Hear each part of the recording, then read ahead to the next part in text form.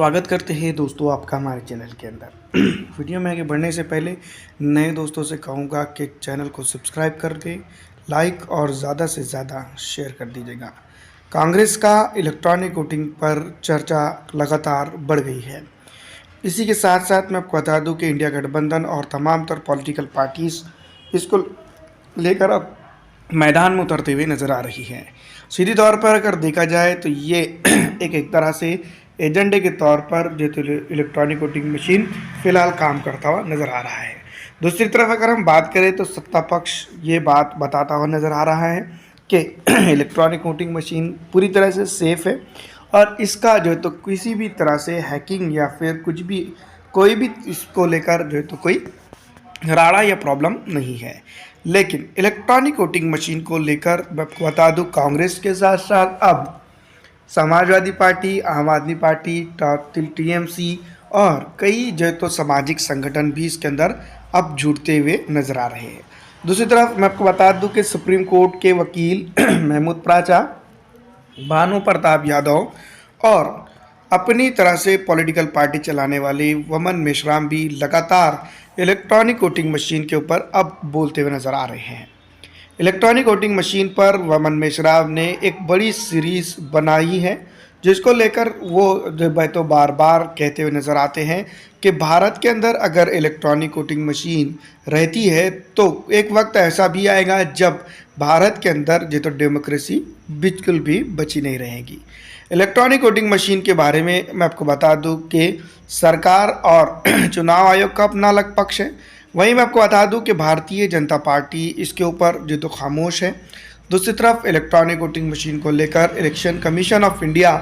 जो तो लगातार चुप्पी बनाए हुए था, अब जो तो उसके ऊपर जो तो वो लगातार उसका डिफेंस करता हुआ नज़र आ रहा है। दूसरी तरफ मैं आपको बता दूं कि इलेक्ट्रॉनिक वोटिंग मशीन को लेकर अब जो तो कहीं ना कहीं किसी न किसी तरीके से जिस तरह से जो आंदोलन हो रहे हैं वो काफ़ी कामयाब तरीके से बढ़ते हुए चले जा रहे हैं।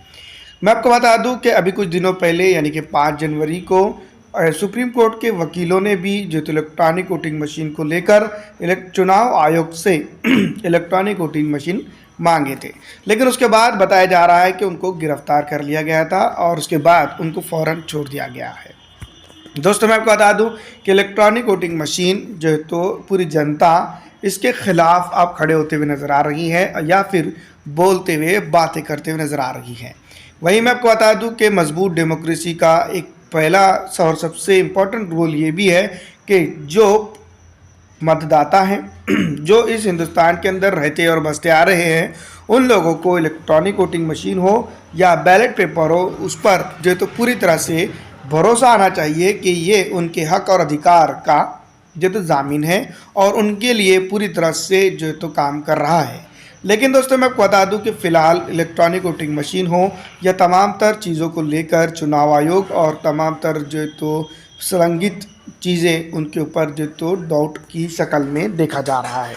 जिसके चलते इलेक्ट्रॉनिक वोटिंग मशीन को भी एक संदिग्ध तौर पर एक ऐसा आइटम बताया जा रहा है जिसके चलते भारतीय डेमोक्रेसी को सेफ या फिर बचाए रखना अब मुमकिन नज़र नहीं आ रहा है। इलेक्ट्रॉनिक वोटिंग मशीन की तरफ अगर हम बात करें तो पॉलिटिकल पार्टीज़ और कई बड़े बड़े न्यूज़ चैनल सीधी तौर पर भारतीय राष्ट्रीय कांग्रेस पार्टी और उनके गठबंधन को लेकर जो तो सवाल खड़े करते हुए नज़र आ रहे हैं। कई पॉलिटिकल चैनल जो है तो मैं आपको बता दूं ये बात कहते हुए नज़र आ रही है कि कांग्रेस पार्टी का इलेक्ट्रॉनिक वोटिंग मशीन पर चोट या गड़बड़ी है या हड़बड़ी है जीतने की बड़ी बड़ी ज़रूरी है। अलग अलग तरह के मैं आपको बता दूं कि न्यूज़ चैनलों के ऊपर जो तो अलग अलग तरह के एजेंडास चलते हुए नज़र आ रहे हैं, लेकिन सबसे बड़ा और सबसे अहम मुद्दा ये भी है कि भारत के अंदर किसी न किसी तरीके से इलेक्ट्रॉनिक वोटिंग मशीन को बंद किया जाना चाहिए क्योंकि जनता उससे नाराज़ है। साथ ही साथ वो लोग जो है तो किसी न किसी तरीके से कानूनी मशीनरी से भारत के अंदर जुड़े हुए हैं, वो लोग भी इलेक्ट्रॉनिक वोटिंग मशीन को लेकर काफ़ी जो है तो बातें और चिमगुइयाँ करते हुए नज़र आ रहे हैं।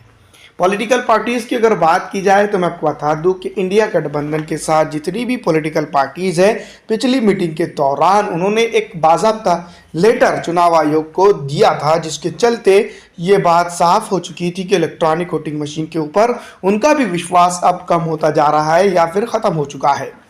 दूसरी तरफ मैं आपको बता दूं कि 5 राज्यों के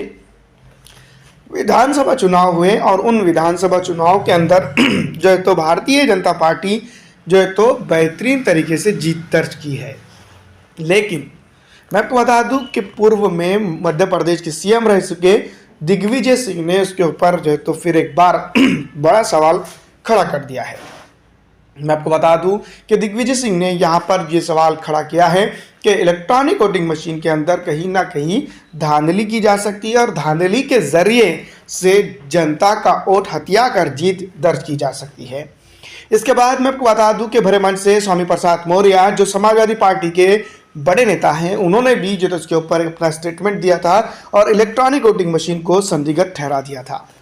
दूसरी तरफ मैं आपको बता दूं कि वेस्ट बंगाल से ममता बनर्जी और आम आदमी पार्टी के नेता केजरीवाल भी कई बार जो तो मैं आपको बता दूं कि इलेक्ट्रॉनिक वोटिंग मशीन के ऊपर सीधी तौर पर जो तो धावा बोल चुके हैं और इलेक्ट्रॉनिक वोटिंग मशीन को बंद कराना चाहिए, भारतीय संविधान के अंदर जो है तो उसको लेकर ख़त्म करना चाहिए,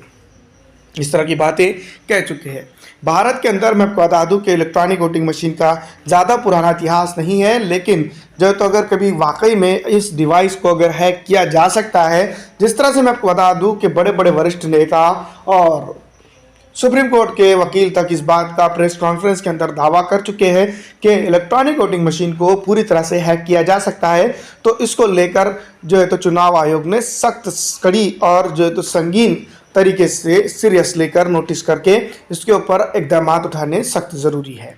दोस्तों मैं आपको बता दूं कि अभी ये बात भी सामने आ रही है कि यूट्यूब और सोशल मीडिया प्लेटफॉर्म पे अगर कोई इलेक्ट्रॉनिक वोटिंग मशीन के ऊपर बात करता है या फिर कुछ भी कहता है तो उसके लिए जो है तो इंडिया चुनाव आयोग ऑफ इंडिया की तरफ से एक डिस्क्लेमर चलेगा। जिस तरह से मैं आपको बता दूं कि इस डिस्क्लेमर की मैं तो यही समझता हूं कि ज़रूरत नहीं है, क्योंकि भारत के अंदर जनता सबसे इम्पोर्टेंट है और उसका आश्वासन उसके बहुत बड़ी चीज़ है। अगर जनता को इलेक्ट्रॉनिक वोटिंग मशीन पे विश्वास नहीं है तो उसको पूरी तरह से बंद कर देना चाहिए और भारत के अंदर पुरानी पद्धति से यानी कि बैलेट पेपर से वोटिंग कराकर उसकी मतगणना करनी चाहिए, चाहे इसके अंदर कितना भी समय क्यों ना लगे, क्योंकि आप जानते ही हैं भारत का त्यौहार होता है इलेक्ट्रॉनिक वोटिंग मशीन, और इसी त्यौहार को अगर हाईजैक किया जा रहा है तो मैं आपको बता दूं कि इलेक्ट्रॉनिक वोटिंग मशीन को बंद कर देना चाहिए। आपको क्या लगता है, मैं कमेंट करके ज़रूर बताइएगा। क्या वाकई में जिस तरह से न्यूज़ चैनल जो है तो इलेक्ट्रॉनिक वोटिंग मशीन के फेवर में चला रहे हैं, इसका मतलब क्या लगता है कि वाकई में इलेक्ट्रॉनिक वोटिंग मशीन इतनी सेफ है या नहीं। फिलहाल दोस्तों इस वीडियो में इतना ही। अगर अच्छी लगती है तो उसको लाइक और ज़्यादा से ज़्यादा शेयर कर दीजिएगा।